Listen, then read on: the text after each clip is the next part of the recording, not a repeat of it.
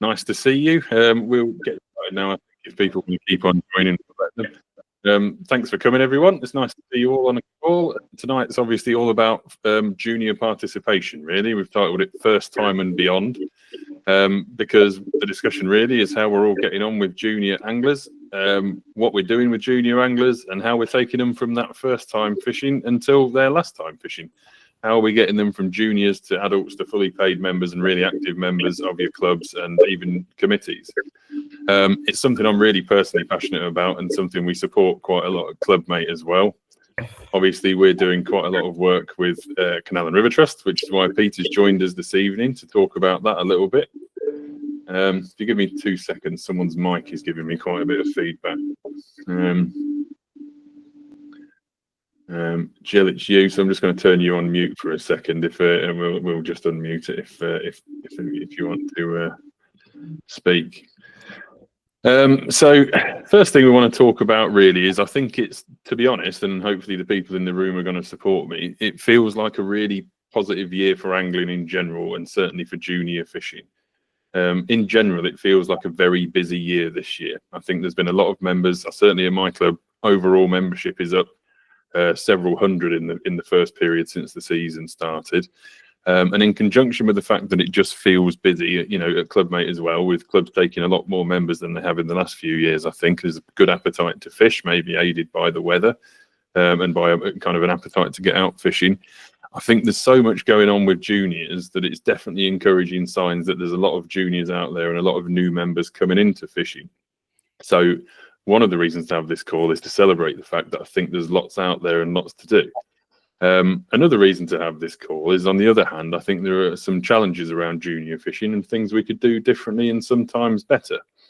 I'm certainly of the opinion, and this is probably the first thing I'll open up to the room for a question, that there is an awful lot of coaching going on around the country, in various levels, from kind of official to unofficial and all sorts in between, that hinges around putting a whip in a kid's hand and catching a fish on a maggot, and then that's the last thing we do. We have a lot of first-time participation sessions where we say, come and try fishing. We use whips, we get maggots, we catch a bleak, you know, wherever venue we're on, and then we count them as having achieved a new angler. And for me, that's where the ball drops a little bit sometimes, because we've got hundreds and hundreds of these events, and we can scroll through your Facebook feed and see this every day of the week. And then I think we're kind of struggling for ideas of how to take them to the next level, or how to continue their education, and how to then develop them from that first time junior into an ongoing junior and then an adult angler. Now that is something that I think the Canal and River Trust do very well. I think the Canal and River Trust, with their Let's Fish programme and their regional celebration events and then the national celebration, shows a very good continuation of angling from your first time fishing into, you know, competitive fishing, fishing in groups, and then fishing, you know, nationally. It is challenging in that it's restricted to a certain type of fishing. You know, there are things going on to look into ways that we can kind of diversify that, but it is niched into that match style of angling. But at the same time, the important part is that it does bring a lot more people into the sport and gives them somewhere to go. It gives them somewhere to take as that second step. I will hand over to Peter in a minute to kind of give us a bit of a background, because a lot of the clubs here have no relationship with the CRT, or maybe vaguely aware of what the programme does. But just to open it up to the room first, and please use the raise hand feature, which is on your bar at the bottom, 2 buttons to the left of your red end call button. Anyone else's thoughts on participation so far this year, or on, you know, the challenges I've mentioned there? Merv, go ahead. Yeah, Rob, we've got a big increase in junior members at the moment. We've got 72 under 12 since 62 12 to 18s. We've been talking to the Angling Trust recently. Perhaps somebody can highlight, is it going to be law that we've got, each club now has got to have a welfare officer to make sure we're looking after the junior members correctly? So if I want to clarify on this, and I think Peter might be able to step in and help as well, because Peter's got a lot of experience of this, because not only does Peter work for the Canal and River Trust, but he also runs the junior fishing at Prince Albert, which is obviously the biggest club in Europe. So he's probably got more members than the rest of us put together, to be honest. it can't be law for someone to have a welfare officer at a club that has no legal identity for a start. So if you're an unincorporated association, there can be no law that dictates the officers that you have. It's good practice. Now, I'm not going to say that you shouldn't. It's very good practice and should be the case that you should assign a welfare officer or a safeguarding officer, and there should be a point of contact at which every coach and every volunteer is aware they should report safeguarding and welfare concerns to. It cannot be law, and it probably never will be law, because it's very difficult to regulate a very unregulated group. You know, angling clubs are an unregulated group of mostly unincorporated associations, being the legal status. They have no identity. It would be impossible to regulate that by law. Now, I am going to say you should think about a safeguarding welfare officer, and the Angling Trust can dictate to you that you aren't insured under the conditions of your insurance if you don't follow Angling Trust regulated activities. Now, if the Angling Trust tell you that you must have a welfare and safeguarding officer, you must have a welfare and safeguarding officer, otherwise your activities won't be insured by your Angling Trust insurance. Now, I'm sure no one wants to go down to that gun to the head approach of saying you've got to do this. And I'm hopeful that the Angling Trust will continue and improve on providing guidance as to who that should be and how they should do it. It is something I'm quite happy to support you with, because it's something that we've done a lot of work on at my end of the world. But Peter, if you want to come in on that and give a bit of insight. Yeah, thanks, Rob. Yeah, I have to say that I call it a little bit of wriggle room for the insurance companies. And I think as Rob has just highlighted, it's about showing due diligence. And I think you've got a moral responsibility to your club members, because it's not just junior members. It is all your members. Yes. Because safeguarding is not necessarily about juniors. It's about everybody. It is niched into a very junior thing. You talk about safeguarding and welfare, everyone thinks of kids. There are vulnerable adults everywhere. And they don't necessarily, you know what they say about disabilities, they're not all visible. There are a lot of mentally vulnerable adults. You know, there are a lot of things you can't see. And there are, in general, all of your members have, welfare requirements. Clubs should move towards having a welfare and safeguarding officer. And all that needs to be, and this is where clubs panic a little bit, all that needs to be is someone that knows what they're doing, that knows who they should report to, and they should be a central point of contact for your club. So that, again, I mentioned obviously coaches and volunteers, but everyone, committee, bailiff, volunteers, absolutely everybody knows that that is the person to contact with their safeguarding concerns. That person then has the contact details at the Angling Trust to report those concerns. If not, it is obviously for reportable to the police for offences, or, you know, whoever the right person might be. But should it not be a reportable offence, the safeguarding officer at your club will have, or should have, the required contact details for the Angling Trust safeguarding contact, and discuss from there what the implications are and what the action should be taken. So it's not this, it's a fearful thing. It's terrifying. And again, this comes back to the nature of clubs and this very unofficial nature of angling clubs. Some of these words are terrifying, you know, safeguarding, welfare, you know, they're all terrifying to what is essentially a bunch of volunteers that came together one day. I said, want to help a club. You know, a lot of volunteers at clubs, myself included, I started volunteering for my club because the bailiff was busy one day, and I said, I'll help you sell a few tickets. Now, years down the line, and someone says you're responsible, and this is what scares people, you're responsible for the welfare of these children, is a very scary thing. Or members, as Peter has said, but and it's self-defeating sometimes, because it's scary, you do nothing about it. And in that way, you are failing them the most, and it will go wrong the worst, and nothing ever improved by closing your eyes and burying your head in the sand. Another similar conversation is there's a lot of talk around, you know, especially the Angling Trust participation team at the moment, that every volunteer will have to be DBS checked. Now, it is good practice if you can have a DBS check for every volunteer. Now, every coach must be DBS checked, obviously. If you're a licensed coach, you must be DBS checked. But there is a lot of kind of quakiness at the moment about, you know, every person that ever helps on a coaching event has to be DBS checked. While it's good practice, it's unlikely to ever become policy, because it's nearly impossible. There's a lot of people who would volunteer are going to find it a gateway, you know, a barrier, if you then say you can't volunteer for us until you go pay for a DBS check. Now, if it's the club that's paying for these, Does my club pay for a DBS check for every single person that ever chooses to volunteer on one session? Again, as Peter said, a lot of this is about due diligence. Now, there are certain things you can put in place to ensure the welfare of everyone, whether it's kids or adults. On our coaching sessions, for example, there is never a coaching session that runs with a single lead event coach. There are 2 lead event coaches on every session. All parents must be present at those sessions. We don't run any sessions without parents. There is no time at which a kid is with a coaching event without their parent. If a kid wishes to, if a parent needs to go to the toilet, the event stops and everyone moves away and the parent goes with the kid.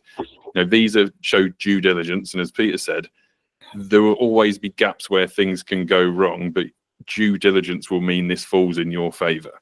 Let alone whether anyone's hurt or not. If you want this to legally fall in your favour and you've shown an amount of due diligence you can prove, you will likely, I don't want to say get away with it, but you will likely have proven that you've done everything you could to have mitigated any of the risk. Peter, anything to add to there before we go to anyone else? No, I think Rob, I think you've pretty much covered it all. But it is, I wanted to say about when all this safeguarding came in, there was lots of description about what safeguarding is and why we need to do it and everything. But there was never any guidance given. It was all about interpretation. And the problem was that there was many clubs, not just angling clubs, a lot of clubs, interpreted as it being a tablet of stone and a tablet of law, and the sword of Damocles is going to fall off out of the sky and stab you to death. It's just, if they'd have actually given you the guidance as well, all it is, it just needs, as you said right at the beginning, it needs one person who would be particularly interested to do it, just to gain that little bit of knowledge about what direction to point things into and what the appropriate pathway is to deal with issues. It's impractical to think it, especially in volunteer world that we're mostly in. It's impractical to think you're going to have 20 experts in safeguarding and welfare, because you're not. That's why you need to look at one particular contact. As Peter said, this safeguarding thing, as much as it's difficult at club level, even at the higher level, when it comes to the Angling Trust or the Canal and River Trust, it's sometimes kept intentionally vague, because if they make it specific, it's their responsibility. If there are a lot of specifics in there and you've said this is specifically the right way of working, it can't fit every case. It will not fit every safeguarding and welfare case. So sometimes there's a vagueness, and in vagueness you've left a vacuum, and in a vacuum people suffer. In the vacuum, mistakes can happen, things can go wrong. So it is the best practice to do as much due diligence as you possibly can to mitigate risk. Because, of course, anyone, I'd like to think, with very rare exception, anyone that's a coach or anyone that wants to volunteer with participation or in any way at a club is probably not a bad person. They're not trying to hurt anyone. Craig, we'll come to you. Hopefully, Merv, that gives you a little bit of an answer. Madly squirreling away trying to hire a welfare officer now. Craig, if anyone needs any advice on safeguarding, I've done the training with the Angling Trust. I've done my own training.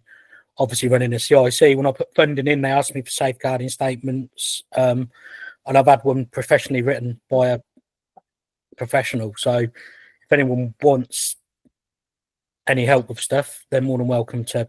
There's so much support amongst our group, and certainly with Canal and River Trust as well, and people like Craig. There's so much resource out there, and in our Clubmate community, where all the kind of clubs on the platform, we're talking over 300 clubs join.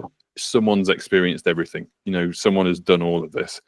So don't you kind of struggle on your own. Yeah, the Angling Trust documentation's not the greatest, really, to be honest with you. I've been through it all, and I mean, like I say, it's not meant to be in any way disparaging, but as soon as if you are really specific about it, you're specifically opening yourself to liability in a way, so it's very hard to be incredibly specific for when someone holds that specificity against you. Well, what we'll do is hand over to Peter. If you want to tell us a little bit about Let's Fish, and imagine no one in this room knows anything about it, because there are some people here that participate, like Julie from Lincoln. But some of the people in this room will only have a very vague awareness of what Let's Fish is. So if you want to kind of give a background of Let's Fish and also the events going on for the rest of the year, Peter, that would be great.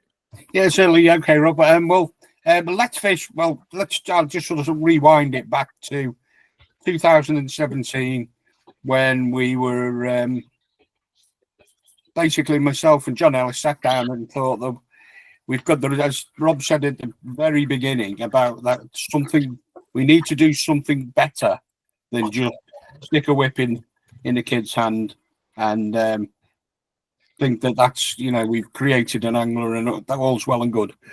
So we started looking at a Let's Fish model, and we quickly went away from the 10 minutes, 30-minute slots to an hour one-to-one coaching with a professionally trained professionally trained coach, and those sessions were all day. Usually do about between 18 and 24 slots a day, depending on the number of coaches. And we found that we started to get what we call comebacks, where people were returning. And over the years, we've learned and we've grown, and we've suddenly realised that they all wanted something else. So we started the national celebration, which originally was the National Junior Canal Championship, which we went to the Angling Trust and said, this is failing terribly. What can we do to help? And they said, well, really, we don't want to do it. So do you want to take it off and take it over? And we said, well, okay. So we took over the Junior Canal Championship and turned it into the national celebration of young people and fishing. And basically, we were creating an environment where any angler who wants to have a go, come and have a go after having had a few sensible lessons, can come along and have a go and have fun under no pressure and everything. We got a significant amount of support from the trade and so on. And every kid went away really happy, having had a great day, not necessarily winning anything particularly, although obviously the trophies were there for the ones that finished high up. And we created the Gudgeon mug, which came originally from the Grand Union Gobio Society, the Gugs mug. And every kid that caught a gudgeon got a mug, and that started to become quite famous. Then a couple of the trade manufacturers sponsored the mug and produced their own for the celebration year on year, and we were able to see the national celebration grow and grow and grow, along with the Let's Fish events, which have grown up to now we do about 500 a year, something like that. Which is something around 10,000 participants. The national celebration is looking at 450 to 500 this year. And we were contacted in 2022 by the Commonwealth Games, and they wanted us to do a celebration match to celebrate the Commonwealth Games in the Midlands, with the ancestry coming from the Commonwealth. We managed to get 15 countries represented. We had a fantastic day. The Commonwealth Games Committee were really, really impressed, and they thought it was brilliant. And Daiwa saw it and said, well, do you think you could make this into a global version where all countries could be represented? So the next year it became the Daiwa Global Community Celebration, and that we had the first year we had 25 countries. The second year we had 35 countries. This year we're already looking at 42 countries. So that's growing. But because of the introduction, the intervention of Daiwa, we've got more media support. We've got more prize and product support. So we were able to create a pathway for the young juniors and cadets and juniors to have somewhere else to go. So we built a regional program of celebrations where not only does it have an individual element, but it also has a team element. And it was the team element that interested the schools. And so we've now got, I can't even remember how many schools on board. It's in excess of 25. And they're all, so the old schools teams are starting to come back as well. And the region, so far, the regional celebrations are 31 this year, up and down the country. Each region has got 3 or 4 or even 5 in the northwest. Now they are actually run basically on a league table. There is a grand final like the Charity Shield, which will be next April, the 18th of April 26. Again, sponsored by Daiwa. Massive, absolutely massive prizes. The individual winner will receive £500 tackle voucher and a year's support sponsorship from Daiwa. So that's that. When we were looking at that, everything's been absolutely flying. We're looking at this weekend. We've got 2 regional celebrations, one on Saturday and one on Sunday. The one on Saturday currently has 73 booked to fish, and the one on Sunday has 90 booked. So it's almost creating the old days of the junior fishing I remember when I was growing up.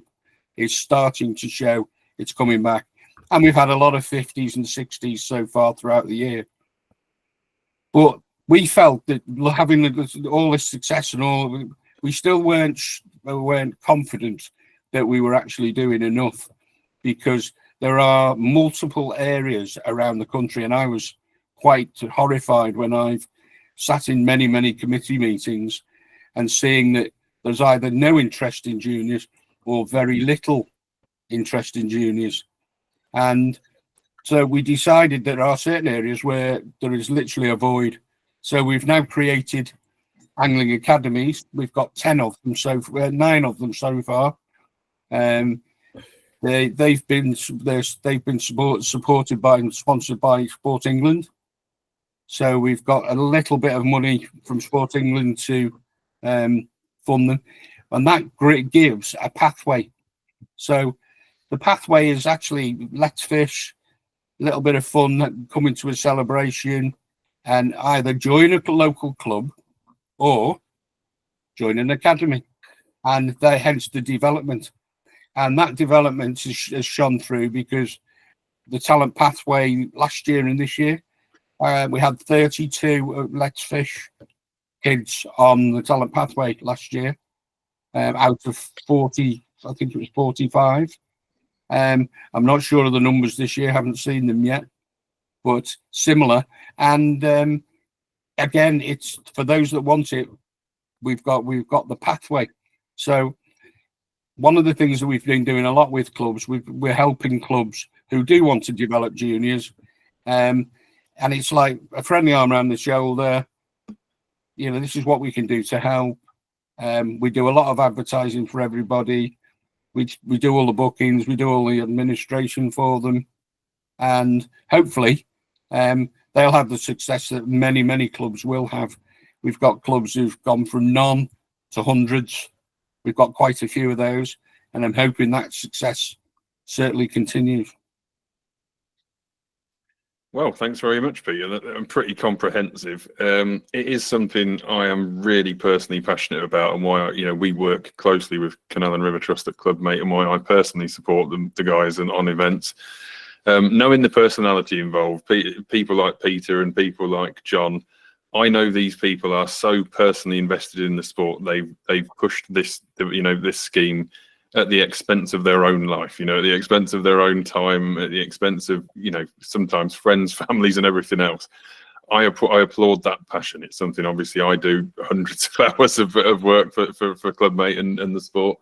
But we want to support other people's passion, and it also is successful. When we listen to some of the numbers that Peter's just put out there, the national celebration that's very likely to hit 450 to 500 anglers this year, that's just about the biggest participation event in the country. The Div 1 National is around that number, Peter, not far off. Yeah, not far off, yeah. It's around about equal to the Div 1 National. So to think that a junior match is now essentially close to being the biggest match in the country is quite staggering. To talk about having two events this weekend, one that's got in the 70s and one that's got in the 90s, is a bigger match than anyone in this room will put on this week. So there's two matches going on this weekend with kids that are probably some of the biggest matches in the country this week. To hear about the percentage of talent pathway kids that are from the Let's Fish program is amazing.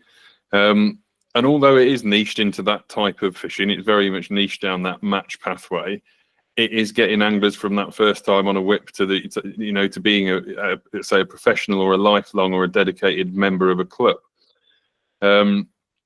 As Peter said, one of the things that is really important is membership or having some kind of community. And one of the challenges is clubs. And now mostly the people on this call are clubs. And I think there's about a 50-50 split on this call of people that are involved with CRT and that aren't. And the identified challenge that some clubs just aren't interested in junior fishing is sadly true, which is the reason for the academies. And we're about to go live with, and Peter owes me a phone call and to try and organise this, but we're going to be running the Let's Fish academies through Clubmate and supporting with that a very, very reduced rate to support this. But the need for academies is in a way a shame, but it's also a very good thing, because the academies have essentially been put in place where there is not a club that wants to coach or has no appetite to coach or no facility to coach. Now, the plan is that these academies are going to, at some point, break away from CRT in a way and be self-sufficient, platforms, be self-sufficient clubs. But it's sad because this country is dense with angling clubs. It cannot be said that the problem is lack of clubs, because we've got over 300. We've got over 325 Clubmate clubs. If we spread those across the country, they should be capable of coaching all the kids we'd ever need. If we can imagine having 325 versions of your academies, Peter, it'd be brilliant, wouldn't it? No, yes. But sadly, and I know it's true because we speak to the clubs and we deal with clubs, not only with, local to myself, but with Clubmate, where the clubs are so closed off to the future of the sport because they are of an age perhaps, or, they're very stuck in the ways of what they always used to do. And the thought of kids fishing is like, those pesky kids. It's the kids that make a mess. It's the kids that, don't have the right gear. Now, they don't have all those things because they've not been taught. They don't have those things because in some cases, obviously, there is need to take action with these kids and they are just bad kids. There is a case where there is a lack there. But there are some clubs who just don't want to deal with kids and don't want to invest in the kids. And it's really sad. But it's great that the academies have come in to kind of support that. Anyone got any questions for Peter or any thoughts on Let's Fish or any thoughts on what you're doing at your own clubs?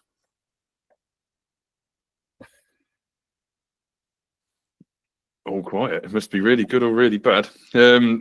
So moving on from there. Oh, Julie's got a hand up, and so has Craig. So we'll go with Craig first. You're number one in the ladder. Obviously, I've only been doing the coaching for the club for like the last 12 months. In that time, we've trebled how many junior members we've had. I can't attribute all that down to me, but I think there is this with a lot of clubs it's an old boys club and not realising the future of fishing is the juniors. And I also think that there is a lot of children who want to go fishing and parents just don't know where to go with it, where to take them and what to buy. And one of the challenges, Craig, I was going to mention this, it kind of tipped my mind earlier when we were talking about something. We've gone through a decline in angling. We've gone through a decline in rod licenses being sold for the last decade or so. If you've got less adults fishing, you've got less adults teaching kids fishing. So if there are 100,000 less adults fishing this year, that's 100,000 kids that aren't going with granddad or dad or wherever it might well be. But we've had a lot of kids who have come from nobody in the family fishes. Yeah, and it's hard, unless I had no one in my family that fished. There was not a single person. I just started fishing by sheer luck.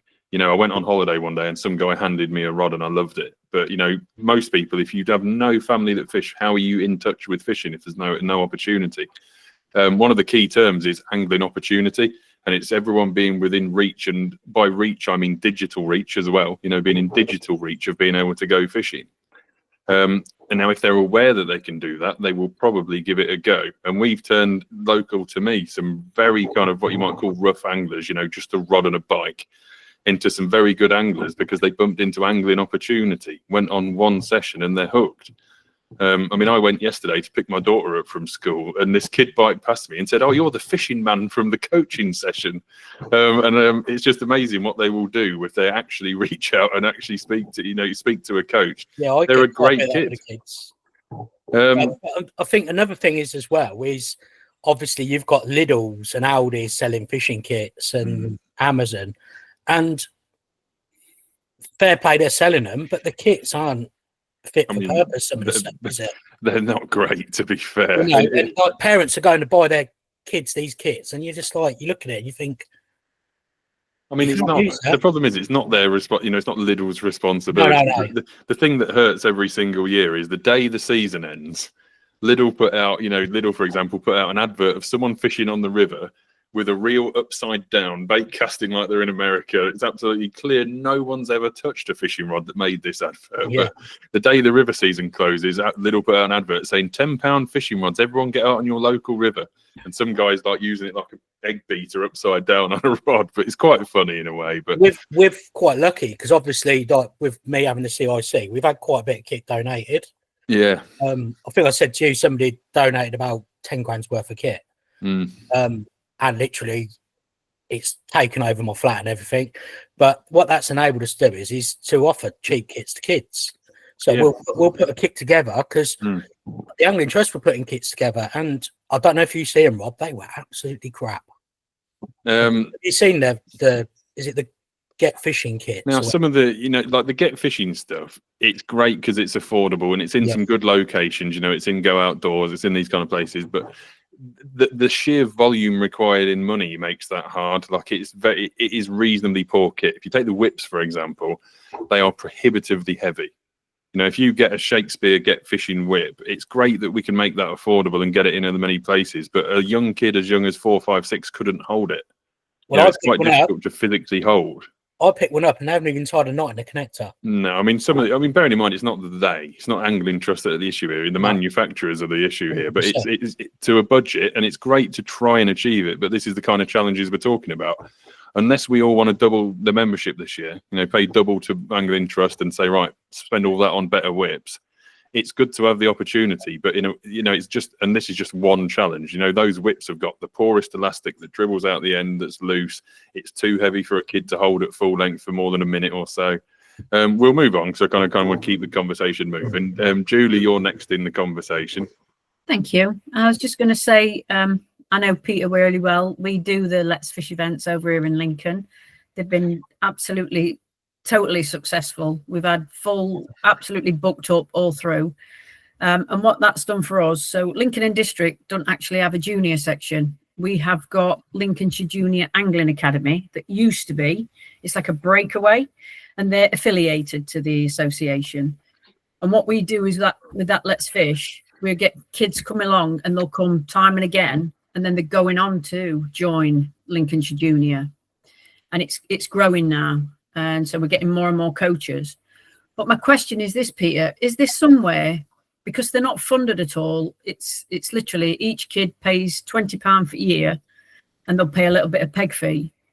They've got no clothing. All the gear is donated, which, good or bad, we sift through oceans of it. But just to try and get them some clothing or something like that, or it's like bait. They just literally go into a tackle shop and buying bait. They've got no Daiwa or anybody or Dynamite baits or anything to go to. Where would I look for that?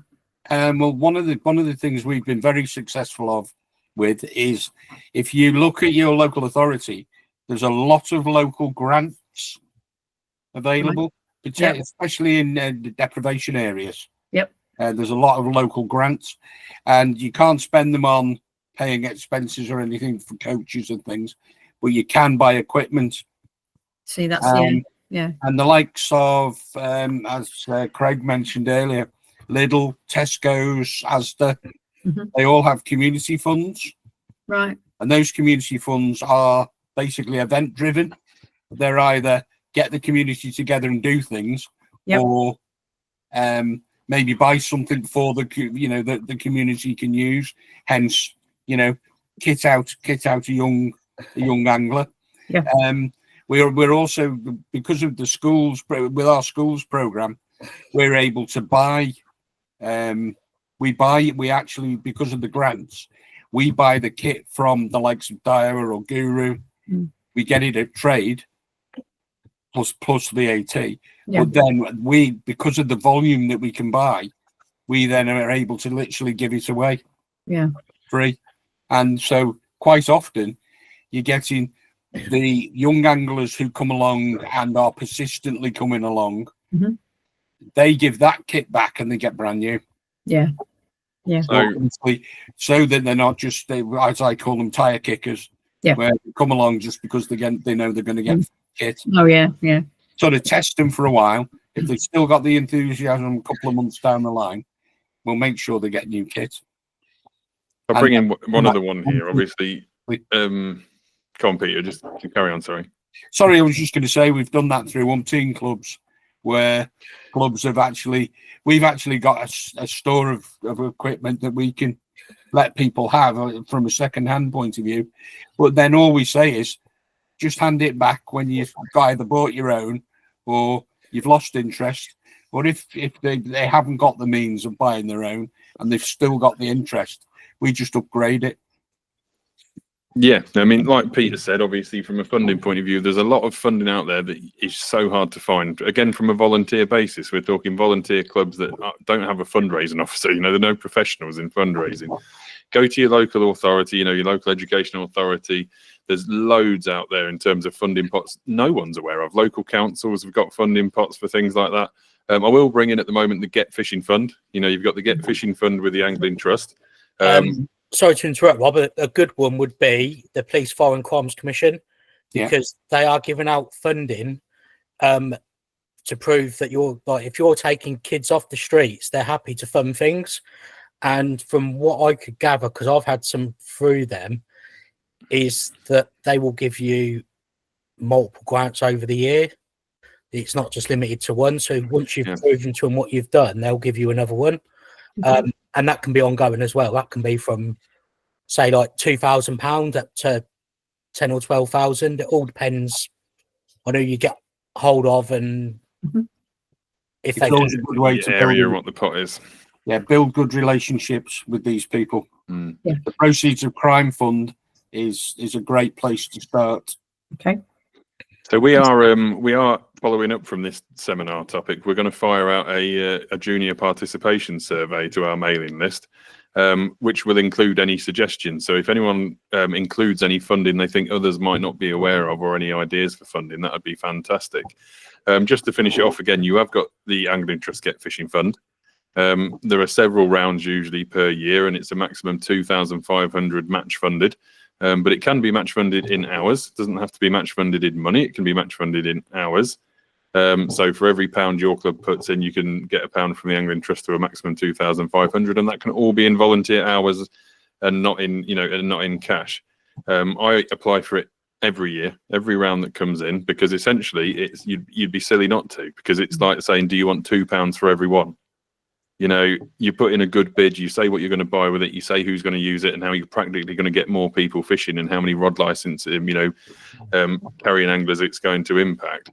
You're basically saying, would I like £2 for my one? So, and it's difficult to get into this habit of funding bids. And it's not just the Get Fishing Fund, it's the Angling Improvement Fund, the Fisheries Improvement Programme. These are all essentially £2 for every one at your club. But they can be quite intimidating to get into. You nearly do need a volunteer that just likes doing funding bids. But if you like doubling the money at your club, you should try and apply for every round of that.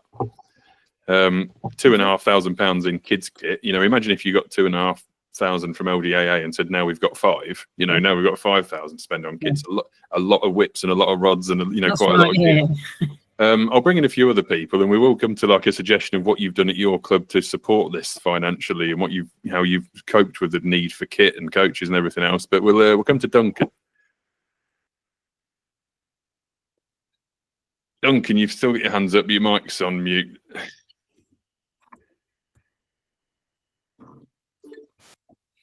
How's that? I've got you now. Thanks, Duncan. Go ahead. Right. I don't know, Rob. Shall I just do a quick introduction because there's a few people? Yeah. Please go ahead, Duncan. Right. We're King William IV Angling Society. We're just based just outside of Manchester. We have a couple of park lakes and bits and bobs. We're a neighbour to Jamie Clayton. So he used to be a shout out the member. window and ask why he's not here. I could give him a call, but yeah, well, he used to be a club member and a bailiff for us at one stage. Yeah. So yeah, so we do the Get Hooked Into Fishing. We have 4 level 2 coaches. What we found is that there is a lot of people. We've got people coming from Buxton, Preston, even Yorkshire, to the events we're holding on a Saturday morning, and that ranges from grandparents with grandkids to families, the whole lot. So we're trying to do our slots and putting them in. We have 4 level 2 coaches. We usually have at least 2 at a session. The local councils, we've already had funding for tackle. If you approach your local area, get people on board. The council do have money, but you've got to give them to it. You've got to let them know what you're doing and get them down there so they can see what you're doing. The police funding, again, a minimum £1,000. We're already doing that, but it's more for antisocial behaviour and bringing on. Fishing tackle, as you've said, none of the suppliers supply anything that's basically good for any kind of kid. They sell a whip, they sell a rod. They don't tell you about an angling licence. They don't tell you about having a landing net, disgorges. They only tell you a basic thing, a item, and then expect you to get on with it, which is totally wrong as far as I'm concerned. They're just trying to make money off people.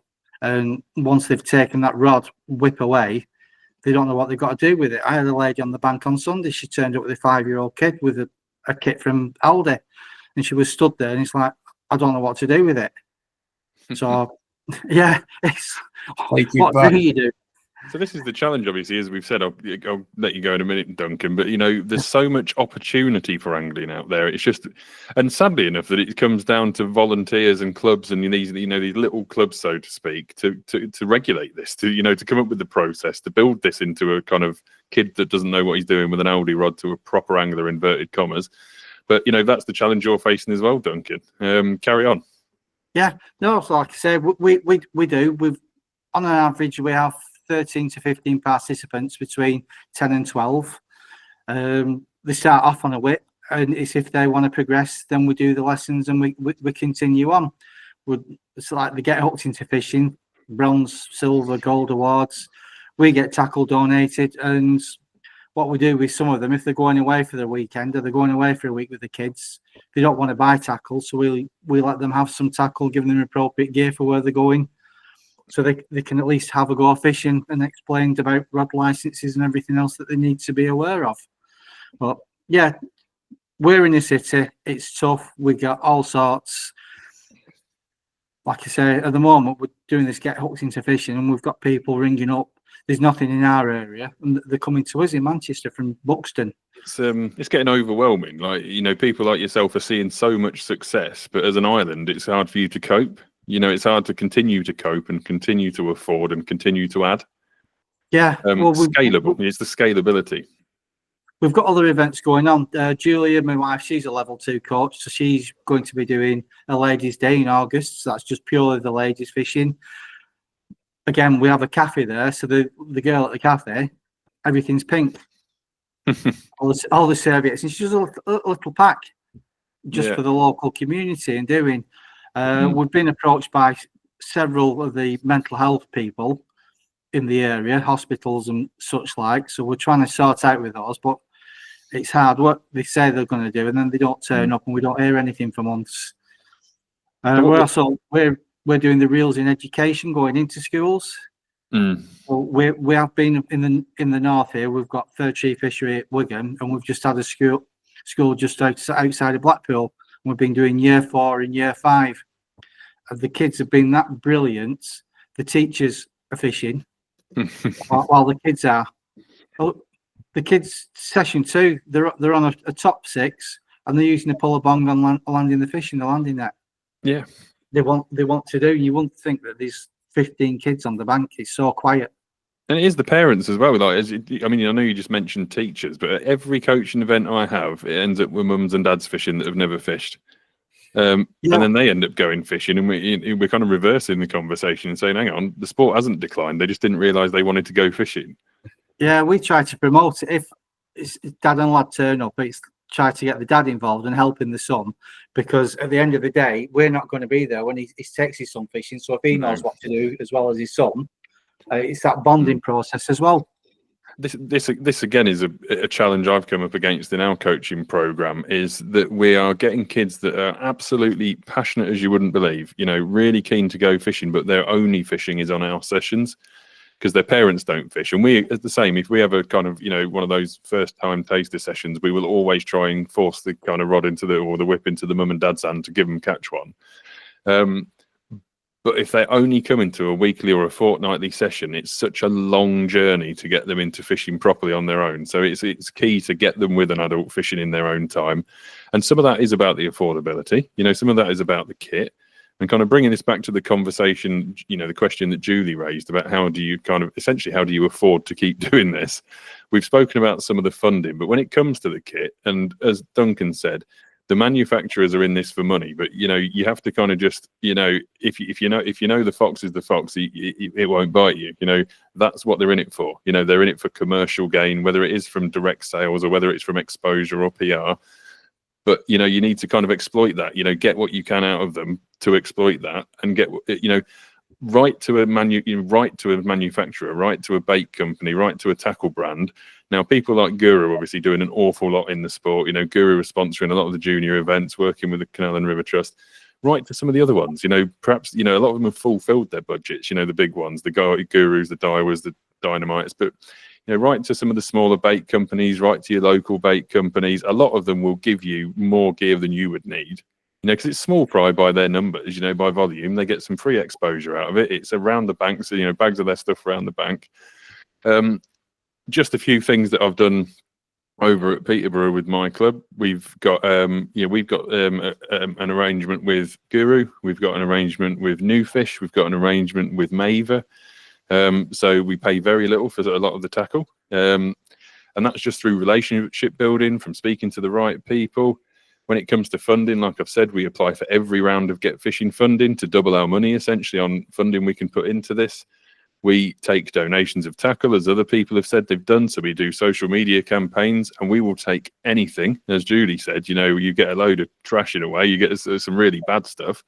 But if you say you won't take anything bad, you'll get nothing. So tell them you'll take absolutely everything, because I'm not being funny. At the end of the day, the worst it is a tip run. You know, if you can't use it, if it's unusable, you do one tip run. But if you can't use it directly for coaching, then sell it. You know, sell it at very low cost. If it's an old rod or something that's too big for a kid, or something you can't practically use on a coaching session, then sell it and reinvest it in your kids program. You've raised some funding for your kids program from stuff that was shoved in someone's garage or going to the tip anyway. I visited Reading recently, RDAA, current angling club of the year, and I do say that through gritted teeth, because last year it was my club, so he stole my poster off me, and I'm trying to get it back this year. But when you go to Reading, you go to RDAA, you park up, they've got a cafe there, and the wall is lined with donated tackle that they sell and reinvest in junior fishing. You can walk in their cafe, it's got rods and reels and all sorts on the wall with price tags on, and you buy that, all gets reinvested in juniors. And there's a very big case these days, and it's much wider than the participation conversation, but there's a very big case with clubs that we all need to upgrade. You know, we all need to be more professional than we used to be, because it's not about a bunch of older people going fishing. It's about a responsibility we have to the sport of angling. There's so many challenges, that not just participation, but the pollution and the predation and everything else. There is not enough money in rod license money. There is not enough money in the angling trust. And if we're all going to sit there and wait for them to change the sport, we're all going to be disappointed. So the clubs need to act like businesses and strategically build the future of this sport. And it'd be really nice if we all come up with the same kind of ideas, and people like CRT, people like Clubmate, because we connect so many clubs, means that we can all work together and do the same good things and avoid the same bad mistakes. So that's one of the good things about platforms such as ours, that it brings these people together. But as far as kind of Julie's question again, there's nearly nothing you can't get for cheap, free, or donation if you just get the right person putting the work in. Now, obviously, at the moment, I know there's a lot of work to do over at Lincoln as far as participation goes, but at some point, once you've settled down a little bit into the scheme, it's more important that you have someone who's responsible for that. Like, how are you going to get us cheaper tackle? How are you going to make this achievable, get us bait? But it's something that is achievable by every club. It's just really, it's more aspirational. It's about having the aspiration to do it and having someone who's got the passion, because most of us aren't paid. You know, it's about someone to have the passion to say, right, I'm going to be responsible this year for getting this coaching program going. Right, Julia, come in. Hello. Hello. Screen's gone. We Bear can with see me. you. Yeah. Okay, I'll just keep talking while I sort it out. Just a quick intro. I'm from Ware Angling Club in Hertfordshire, lead coach and also safeguarding and welfare officer. And I also volunteer with Cast a Thought as CIC. Picking up on the funding, if you're not aware, there's a great organisation called Sported, sported.org.uk, who support grassroots sports, including through funding. And they also produce a really good funding newsletter, which is incredibly comprehensive. It's everything that people have already said about local authorities, the police, National Lottery, Tesco's, etc. But it's also private funding, and they give mentorship and support to organisations. They've personally supported me. I've had match funding for my Get Fishing Award, the Angling Trust.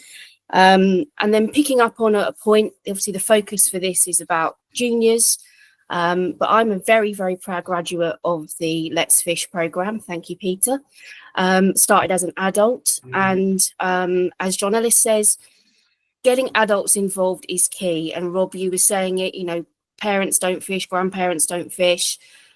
We, at our club, when we have our open days, we encourage the parents to fish, because it's going to be the parents that are going to make the difference to whether that kid goes out again, if there's not a club event they can go along to or a junior session.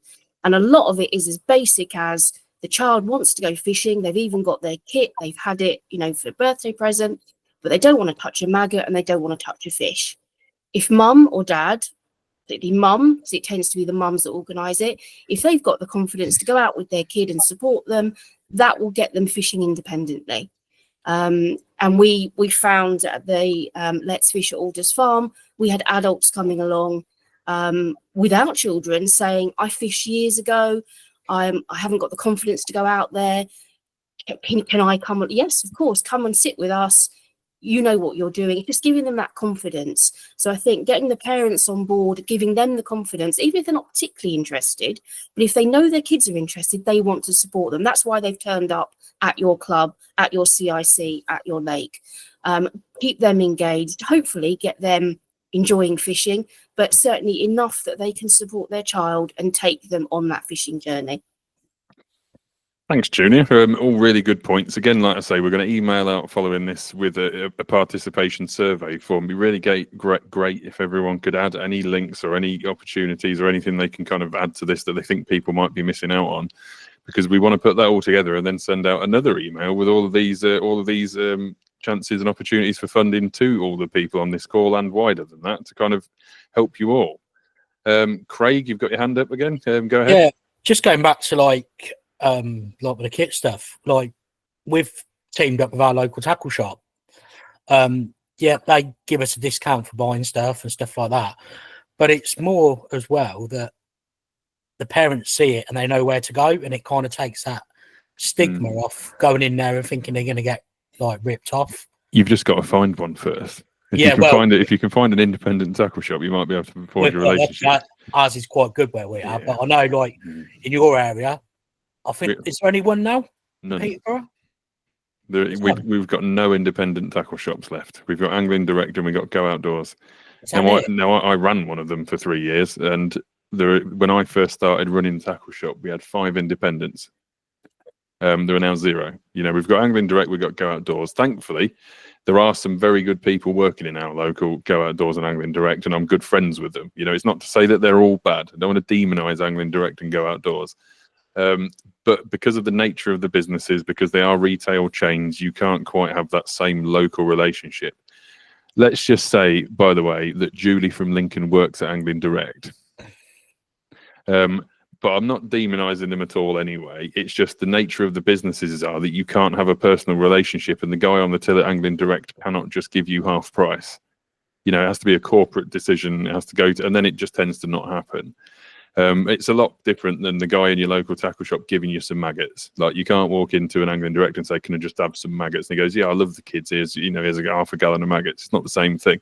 Yeah, so we've got quite lucky that he's the bloke in our local tackle shops looking for kits, starter kits and stuff like that, and he's come to us and said, "Can you help us put a starter kit together to sell?" It's very personality led. Like, not all local tackle shops are good, you know, but there is a chance that you find a really passionate tackle shop and it's his money and he says, "Here's a load of stuff," and away you go.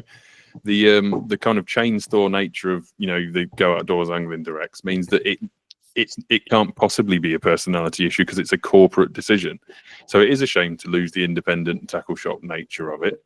And it's just the local knowledge. I mean, yes, Angling Direct sometimes has some local knowledge and some experienced people, but in many cases it's just a weekend job for some, you know, younger people, or they just wanted a job. And, you know, you're losing that decades of experience that we got from local tackle shops. So again, it's a good suggestion. If you do have a good relationship with your local tackle shop, go and have a word and see what they'd like to do for you. In sometimes it doesn't have to be a discount, because I can assure you they haven't got much margin.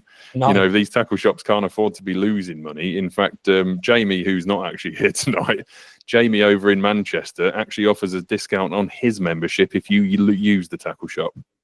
So Jamie has reversed that conversation, and anyone that's a member of his Manchester Angling Club, actually he offers them a cheaper discount if they can prove they've shopped at one of the local tackle shops.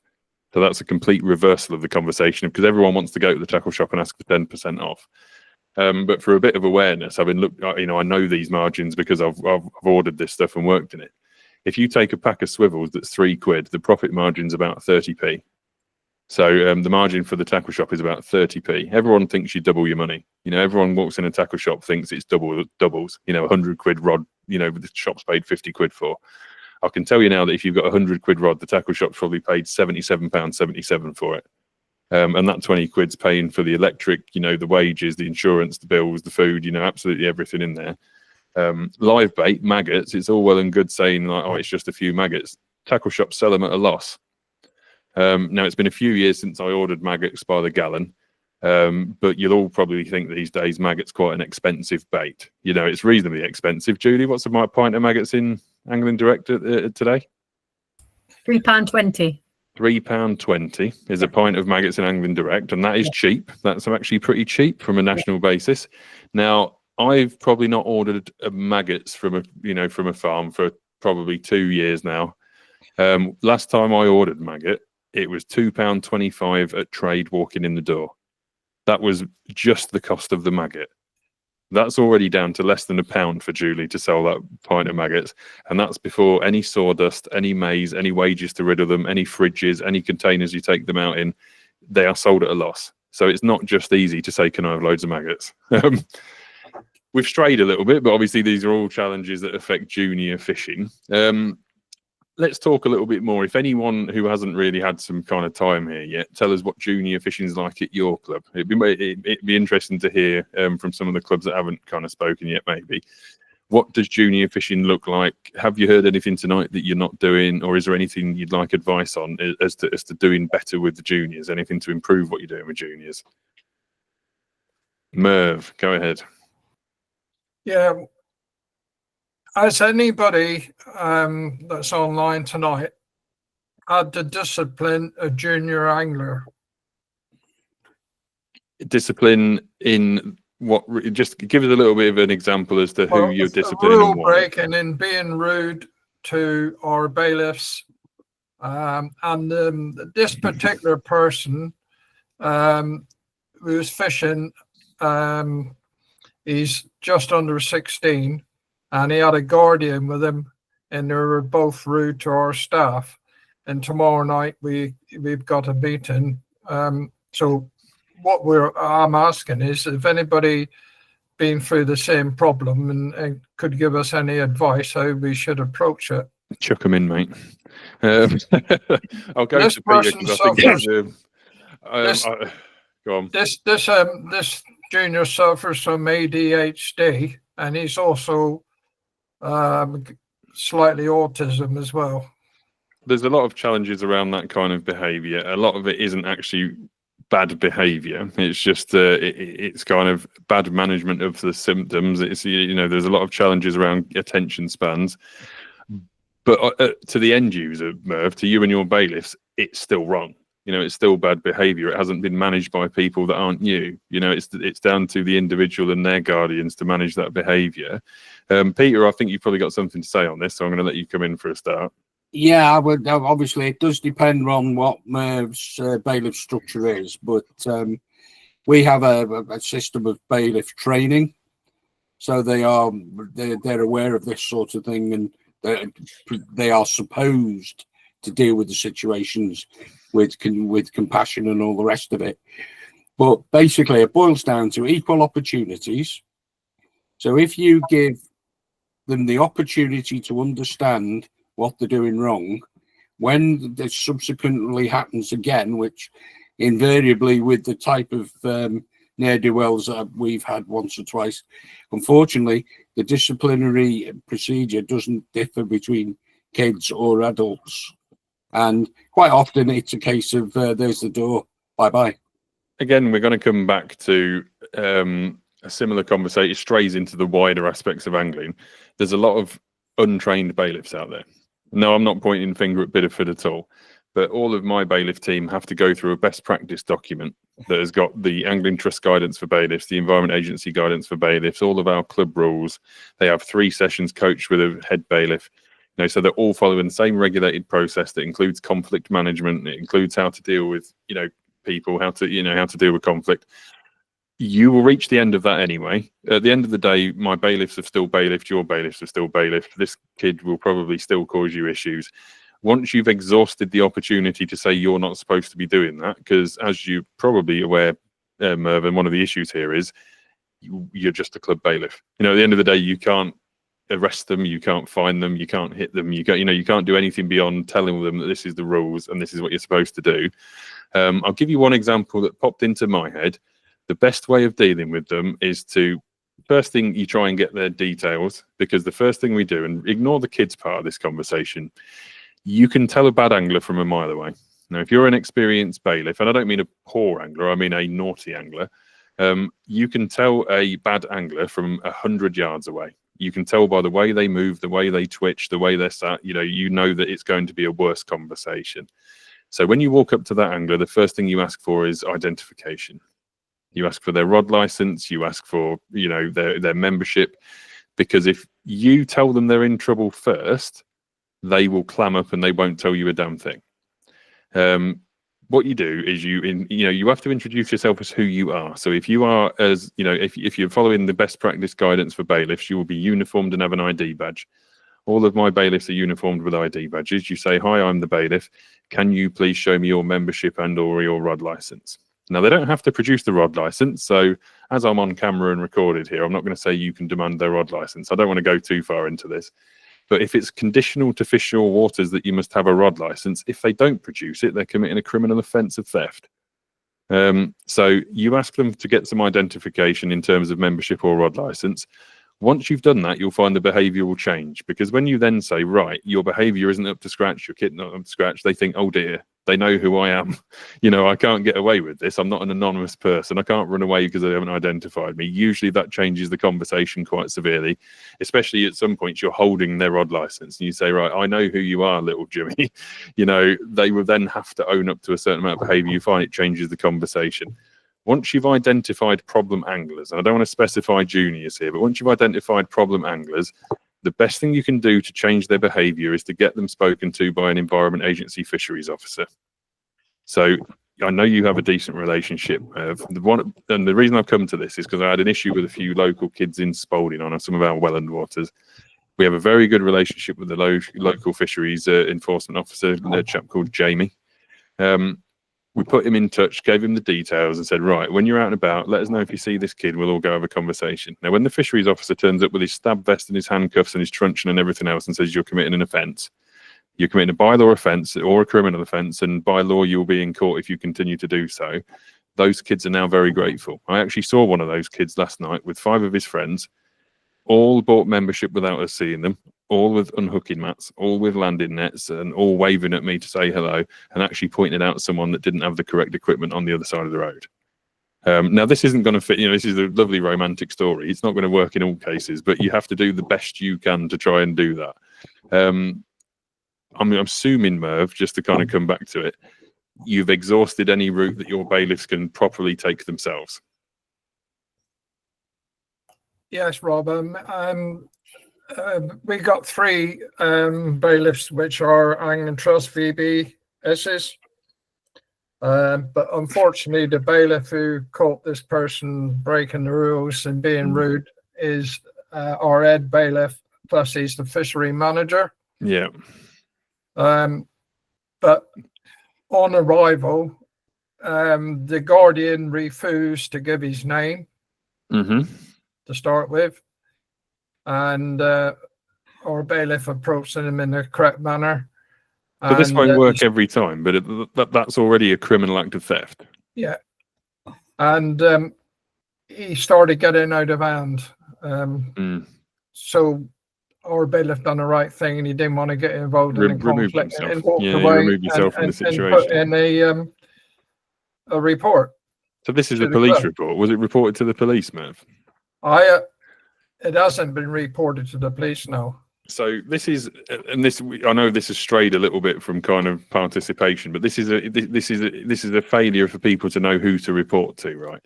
So this guy is fishing your waters. The 2 of them, whether it's the kid or the guardian or whoever else, they're fishing your waters, refusing to identify themselves, and as far as you're concerned, aren't members. It is a criminal act of theft, and it is a 999 reportable offence. The advice I'll always give a club: don't you decide to ring 101. There is a theft in progress. There is a theft of rights of fishing. Theft is permission to fish. Theft of rights. If someone ran out with your TV, you wouldn't ring 101. It is a live criminal act of theft that they are fishing without your permission. Report it every single time on 999. Now, managing your expectations, I can tell you they're not coming. Unless they're very quiet, they're not coming. But report it on 999, get an incident report, and it will get chased up usually by a rural crime team officer. Every time you have a refusal of permission to fish, and they shouldn't be fishing, they won't pay, every time report it on 999. You will get frustrated beyond all belief, because I'm dealing with an angler at the moment that's been doing it for 3 years. We've actually seen him this year. We actually got the police out to him after about 12 attempts. This year we found him for the first ever time, a fully paid up member with a license, with a membership and all the equipment, and it only took 12 phone calls to 999. Yeah, section 2 of the Theft Act, as Duncan's just put in there, it's a live theft offence. Ring 999. Now, there is a certain wording. I can tell you now, the control room won't have a clue what you're talking about. The person in the control room will say, theft of what? Fishing what rights? They won't know, but report it anyway and just say it's theft of fishing rights. It's they have no permission to fish, and log it, get the incident number. Log it, get the incident number. And I've covered this on seminars before. At my club and many clubs I've kind of supported, we have a reporting incident button in all of the members' apps. They can press report an incident, rewrite a little form, include the incident number from the police, and it populates a spreadsheet. So then you as a club can go back to that form and say incident number, incident number, incident number, incident number, ring your coppers up, ring your local police force and go, right, I've got 5 incident numbers, please tell me the action that was taken.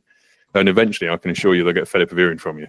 But they'll start doing some more patrols. And like I say, with this one particular case that you've got, you will get frustrated. If they carry on going, you'll do it once, twice, 5 times, 10 times. one time the police will just be bored enough or just quiet enough that they'll actually come to a fishing offence, and that will be the one that turns it around. But that's as good as it will probably get, but that's the route to take, because the route you're taking, they will just keep doing it, Merv, you know, because you've got nothing to beat them with. You know, you've got no stick, because they know that you are at the limit of what you can do as a volunteer bailiff. But police, if they're refusing to pay, it's a 999 offence. I know, Peter, you stuck your hand up. I didn't know if it was something you wanted to add to that one. No, I was just going to say that it's also safeguard. There's also a safeguarding implication there. Of course, well. yeah. Any more on that, Peter, or move on? No, it's just that's why I say we do have a training program for our bailiffs, similar probably to yourselves. Yeah. In so much we make them aware. Yeah, we go through a kind of. This is important to the club as. Obviously, yeah, the bailiff safety is just as important, so they need to know when to not be in a situation. Yeah. And you know, I've turned down, and I've said this one before as well on webinars. I've turned down so many bailiffs who've said, "I'd love to bailiff because I'd love to kick them off." I'd love to beat up the poachers. I'd love to. I want to be a bailiff so I can kick people off. Bye bye. Your application's in the bin. But every bailiff goes through 2 probably remote calls and 2 live, patrols before they ever get to go speak to an angler. That's minimum 4 sessions with a head bailiff or a kind of experienced bailiff before they ever get to speak to an angler. Craig, you got your hand up again. Yeah, just saying. Obviously, most of my juniors, I would say 60% of them have some sort of wellbeing issue. What I do is more from a wellbeing background. We always make sure that when we're coaching, that we use the same form, and it's asking for any wellbeing issues before we coach, just in case anything happens, we can kind of have it in hand. It does help that I've got counselling qualifications, but we do find that we've had probably 60% of the people the kids we teach have some sort of like ADHD. They're on the spectrum somewhere. And to be honest with you, they're probably the best anglers we teach. I can tell you now that they are some of the most focused ones you'll find. Yeah, 100%. Yeah, they'll sit there and watch a float all day. In the wider aspect of their life, in their social life, they can be quite troublesome. Lack of attention, running around, hard to control. But people with those kinds of challenges will be the most focused anglers you will find, because when you put a float in front of them, they will be so laser focused on that float. And I've experienced this. The parent will tell you this is the best behaved my kid has ever been, because it's very important to them that the most important thing in their day is now that float or their quiver tip or the end of their rod. And for some kids, and this is something we should be shouting to the rooftops in the community, that is the best part of this sport. That is the best aspect of angling. They didn't think of it at all. So we've gone on for quite a while already, but there's a couple of more bits I wanted to add in, and I've just kind of touched on it. Community, working with your wider community.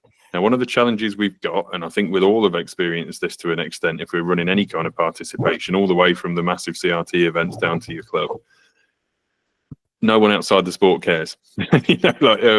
We're all preaching in the same circle over and over and over again. We're all in the same groups. We're all shouting to the same Facebook pages. We're in this declining cycle of talking to the same people.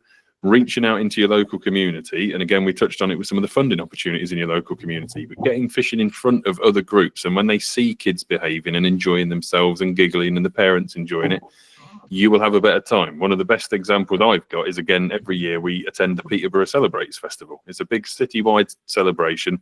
I think they have over 30,000 attendees for the weekend, and we always set up a pitch. We have a gazebo, we have paddling pools, we have magnetic fish, so we do magnets and fish and sticks, and we do casting competitions into basketball nets, and we sign up hundreds of kids from that every year for first time fishing.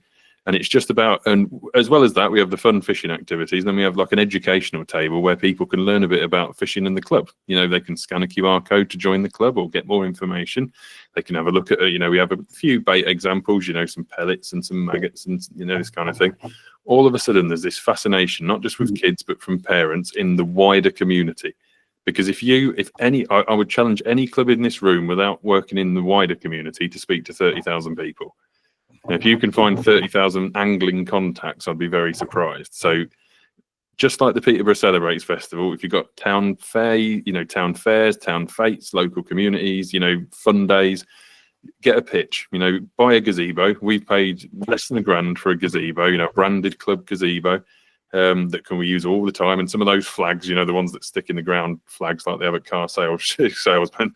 But a couple of them, just to brand yourself and identify yourself, and just go to one. Next year, go to one summer fair that's not an angling event, that's a wider community event, with hot dog stands and ice creams and performances, and you'll get such an influx of interest in your angling from a junior and adult perspective. You'll find it really surprising. And when you do things like that, and again, coming back to what we've spoken about earlier, speak to people like Tesco, speak to some of your local businesses.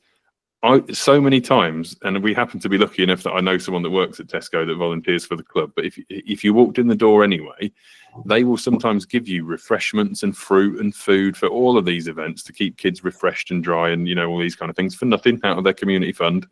Same with all the supermarkets. I'm not sponsored by Tesco. Every little helps, but Morrison's as well. Go and ask them, say, I've got this community event on about fishing, and they'll give you fresh fruit and drinks.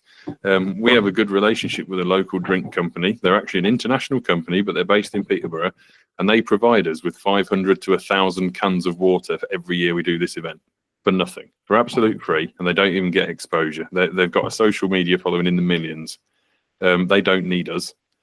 Duncan suggested Greg's. I know I've heard that Greg's has been quite good for community support, so try your local Greg's. But these are things that clubs aren't doing. I don't know many clubs that are going to Greg's or Tesco's or Morrison's or any local business.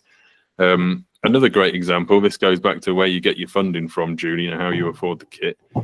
Members of your club or people that know your club in local businesses, we've just had from a local business, then the guy fishes with our club a little bit, but very passionate. The guy has just sponsored our team and donated £3,000 in funding for kids. One local business. This is his private, independent local business, really passionate about his local community, really passionate about kids, and the club has just sponsored our team to the tune of £3,000 this year. Now that would pay for your coaching for the year, Julie. That would pay for all the kit and bait. And that's one conversation with one member. Julia, again. Hi, yeah, just picking up on the community thing.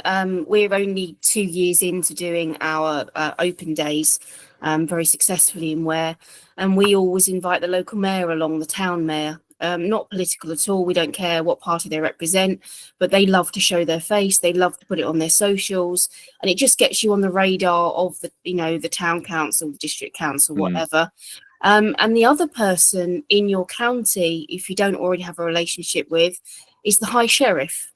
A bit of a niche role. A lot of people don't know who a High Sheriff is. They're the King's representative on justice, but they quite often have a focus on sport, community and well-being. And that's certainly the case in Hertfordshire and Essex, both the new High Sheriffs, who are about a month or two into their office, and even last year. The Hertfordshire High Sheriff is supportive of angling. He's already been to events. I'm going along to one with him in September. They are very influential people. They have all those community contacts. They could well be a gateway to funding as well. But in terms of the profile of your fishing club, get in touch with your High Sheriff. There's a contact form normally on their county website, and it's a honorary position. They're not paid. Their whole thing is about they want to give to the community. So they're the ideal person. They've got the same mindset that we all have. They know what it's like. They know exactly know what it's like. Yeah. It costs them money and time to do it. It's an honorary thing. But as I say, the vast majority of them, they have a real sport, community, well-being focus. And they're an ideal person to give you advice, get you out there, and hopefully get you some funding as well. Yeah, no, great idea again. And definitely your local MP, regardless of their political leanings, write to your local MP. And jaded as this might sound, they'll do it just because it looks good. They'll come out because it's a great opportunity to be with the community and sit with kids, and it makes a great photo op. But they will get you exposure. They might get you access to funding. They'll get you the right contacts. So speak to your local MP. One thing that you should probably take away from tonight's call is there's no reason to not. Money is not the barrier here. Money and resources are not the barrier. But it's just that no one's really asking the right people, and no one's no one's leading the kind of information, you know, regardless of the authority, whether it's the Angling Trust or the Canal and River Trust. And I'm not going to be nice just because he's here. At the moment, no one has quite got all the resources to reach these clubs, and if they have got the resources, they've not got the network. You know, there is a very big divide in the country. It's an invisible divide between angling trust clubs and CRT clubs. You know, CRT's got its very supportive clubs. Angling Trust has got its very supportive clubs, but some of them are giving some information to some and some to others, and some of it's conflicting. At the moment, there is no national solution that's saying this is all the funding routes you could take. These are the companies that are going to support you with tackle and bait and all those kind of things. There's a big gap there. Now, obviously, we're trying to help fill that gap by putting this information together amongst people. But there is a challenge there. I think kind of we'll have to drop off soon because it seems like everyone's going to bed. But I think there's so much opportunity, and opportunity is the word that comes up quite a lot. The future of angling when it comes to participation, and Julia quite rightly said it's not just kids. We think of it as kids, but it's adults as well. It's a simple formula of maths. It's kind of angling appetite with angling opportunity. So if angling opportunity exceeds angling appetite, everyone will get fishing. It's clear there is an appetite out there to fish. There are loads of these, you know, Merv's little tykes. Now, there are loads of Merv's little naughty tykes out there on bikes with no gear and running around and being abusive and shouting because they know no better. But if angling opportunity, by which we mean the opportunity to go fishing at a Let's Fish event or a junior coaching session, and get fishing session or anything like that, if angling opportunity exceeds the volume of angling appetite, we'll win, because we'll have got everyone the opportunity to go fishing their first time. And then we move on to develop that into the ongoing, you know, CRT model, junior, you know, regional celebrations, you know, the academy programs, national celebration, talent pathway. Then we're going to survive as a sport, because all of the other stuff, you know, we've done these webinars on pollution and predation and all these other things. We can solve all of them. If there's no anglers, it's no use, is it? You know, if we'd have no anglers at the end of it who don't know how to fish, it doesn't matter how clean the rivers are or how many fish or how many cormorants are on them. We need to have enough anglers to go fishing. I think one thing that's got to come to light tonight is that it's such a big question. You know, it's such a big question that we've talked endlessly about funding. We've talked about opportunity. We've barely covered how to coach. You know, the start of the conversation was this kind of whip in hand thing. You know, we shove them a whip and think we've achieved an angler. We've not talked about what to do instead. The plan in a month's time is that we're going to run another participation one more focused on practical coaching with my colleague at Clubmate and coach at Peterborough, Elvis. He's just about to get his level 3 qualification. He's a lead event coach level 2. He's just getting signed off on his level 3.